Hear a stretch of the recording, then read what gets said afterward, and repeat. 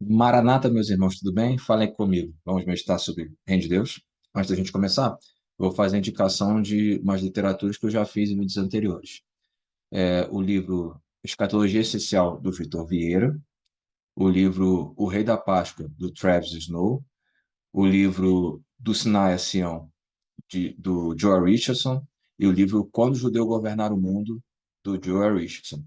São livros que vão tratar muito mais profundamente daquilo que a gente vai falar aqui hoje. Então, vale a pena dar uma conferida. E não são livros de linguagem muito rebuscada, tudo bem? Dá para levar numa boa. Bom, vamos lá? Dar continuidade aqui que a gente já tem feito em vídeos anteriores sobre a noiva preparada. A gente vai dar uma olhada em outro pedaço da profecia de Jesus, quando Yeshua falou sobre a sua volta na Mateus 24. Vamos lá. Mateus 24, vamos ler a partir do versículo 29, que diz assim: Imediatamente após a tribulação daqueles dias, o sol escurecerá e a lua não dará sua luz. As estrelas cairão do céu, os poderes celestes serão abalados.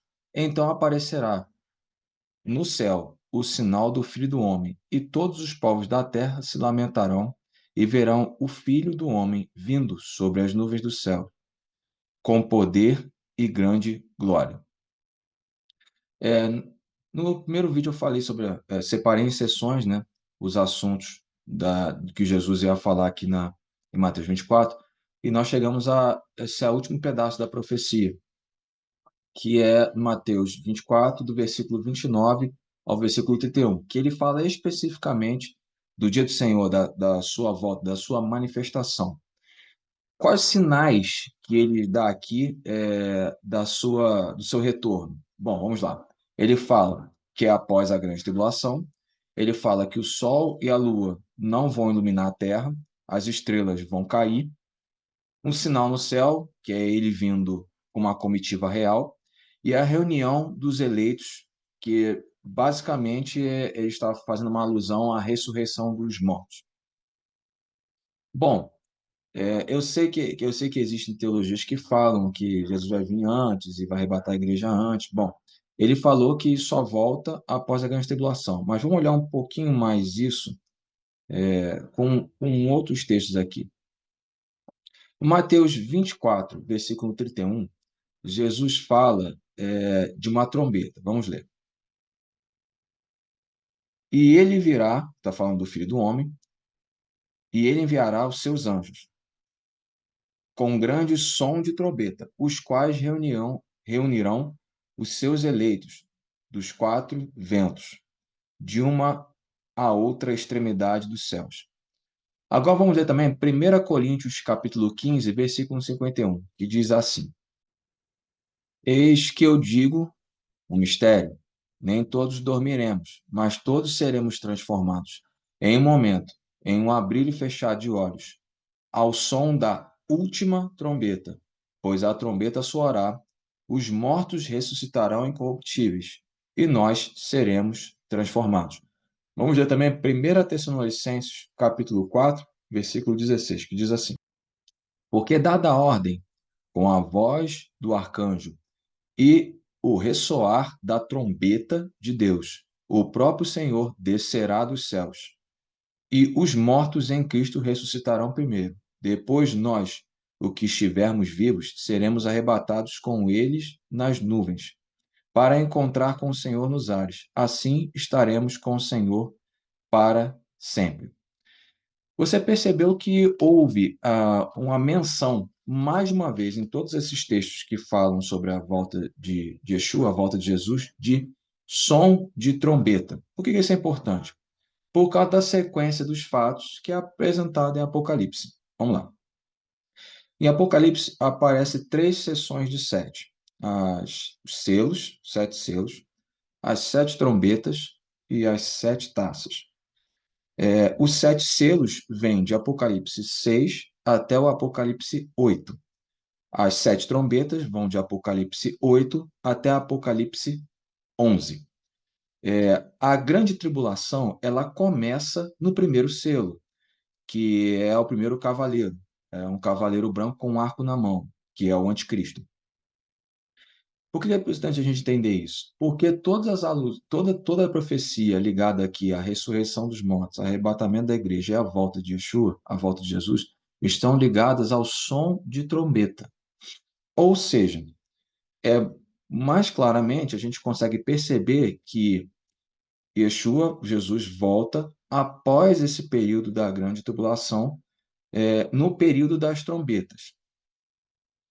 Então, se Jesus volta depois da grande tribulação, Diego, é fácil a gente saber quando ele volta. É só contar os 3 anos e meio da grande tribulação e pronto, a gente sabe quando Jesus volta. Não é bem assim. Lembra que eu falei que existem 3 sessões de 7, os 7 selos, as 7 trombetas e as 7 taças. Após as trombetas, vem as 7 taças da ira, que estão dentro desse período de 3 anos e meio.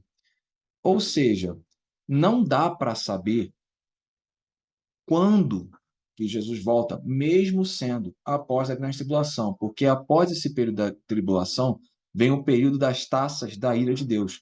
E não tem lugar nenhum da Bíblia dizendo o período de tempo ou uma espécie de marcação de tempo em relação a essas trombetas que estão sendo faladas aqui em profecias que a gente já leu. Ou seja, mesmo tendo clareza de que Yeshua volta, Jesus volta após a grande tribulação, não dá para ter precisão do tempo. Então, essa história de que Jesus volta depois da grande tribulação e é só contar 3 anos e meio, não faz sentido nenhum. A gente não tem marcação de tempo em relação a isso nas profecias bíblicas. Além do fato de que ah, as profecias elas falam da ressurreição dos mortos juntamente com a volta de Cristo.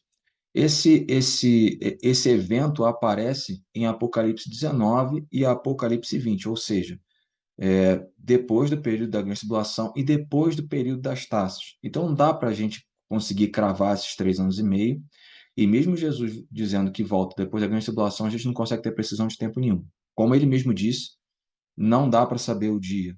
Esse dia está reservado ao Pai e não foi revelado para ninguém. Então, a gente precisa ter muita clareza de uma coisa muito importante. Obviamente que quando a gente trata de fim dos tempos, quando a gente trata de escatologia, é um terreno de vasto espaço para muitas especulações. E é por isso que tem mais de uma visão bíblica. A proposta dos vídeos não é, de forma nenhuma, trazer uma espécie de polêmica ou conflitos em relação às visões, a ideia não é essa. Por que que o nome da série é Noiva Preparada? Porque a gente precisa saber, quanto noiva de Cristo, os sinais de cada um dos períodos que a gente falou anteriormente. O período do princípio das dores, o período da grande tribulação e o período da volta de Cristo. Sabendo esses sinais, a gente saberá em qual período nós estaremos e saberemos o que vai acontecer nesses períodos e qual tipo de resposta quanto igreja nós precisamos dar. Uma outra coisa importante, irmãos, é que todos esses eventos, eles são, na verdade, parte do plano de Deus. Deus tem um plano, formar uma noiva adulta e madura para casar com Cristo e fazer parte do reino de Deus. A igreja, ela não é só uma espécie de um povo que vai ficar olhando. Negativo. Ah, em Apocalipse 19 e Apocalipse 20, a gente vê o governo de Cristo sendo estabelecido na terra e a igreja participando disso. Então, tudo isso que a gente falou aqui é para a gente ter consciência de que tudo que vai acontecer não é para dor e sofrimento, nem para desgraça. Na verdade, Deus está atuando em tudo e o Espírito Santo está fluindo no meio da igreja para que, no meio de tudo isso, nós sejamos formados uma noiva adulta para casar com Cristo e fazer parte do governo que ele vai estabelecer sobre a terra. Isso sim é ser uma noiva preparada. Saber as profecias e saber tudo que está escrito na Bíblia não é suficiente se a gente não der resposta adequada àquilo que vai acontecer e a gente não der resposta adequada em relação àquilo que Deus espera de nós. Não é uma ação, essa preparação da igreja, não é uma ação única e exclusiva da igreja. De forma nenhuma a gente tem completa habilidade para se preparar sozinho. Mas também não é uma ação única e exclusiva de Deus. Deus vai fazer independente da igreja. Não. É uma ação mútua. Deus vai fazer. Sim, o plano de Deus vai ser cumprido. E sim, Yeshua vai ter uma noiva pronta e preparada para casar e para governar com ele. Mas a nossa parte é buscar no Espírito Santo o preparo para que a gente tenha a resposta adequada em relação a tudo que vai acontecer e para que a gente não perca a esperança. Qual a esperança bíblica? Tito 2,13 diz assim: enquanto aguardamos a bendita esperança, a gloriosa manifestação do nosso grande Deus e Salvador, Jesus Cristo. Além das respostas que a gente precisa dar e além dessa cooperação, além dessa busca no Espírito Santo para que nós sejamos preparados, nós também precisamos ter uma busca consciente no Espírito Santo para que nenhum outro tipo de proposta roube a esperança. Qual a esperança? Que um dia o nosso Senhor e Salvador irá se manifestar como Rei de toda a terra. Vamos orar? Senhor Deus, nos ajude. Nós pedimos a ação do Espírito Santo. Por causa da tua graça, nós podemos crer que o Espírito Santo vai atuar em nós e nós clamamos essa atuação do Espírito Santo para que nós sejamos realmente uma noiva preparada para Cristo, conhecendo aquilo que a Bíblia fala sobre esses tempos que virão, mas também sendo preparados para dar a resposta adequada em cada uma dessas etapas. E nos ajude a não perder a esperança, o dia da manifestação do Rei da Glória, onde ele irá se manifestar como Rei de toda a terra, e nos manifestaremos juntamente com ele. Senhor, nos ajude. Nos ajude. Nos ajude. Sozinhos não conseguimos, mas contigo nós conseguiremos. Nos ajude, Senhor. É que nós pedimos em nome de Yeshua, em nome de Jesus. Amém.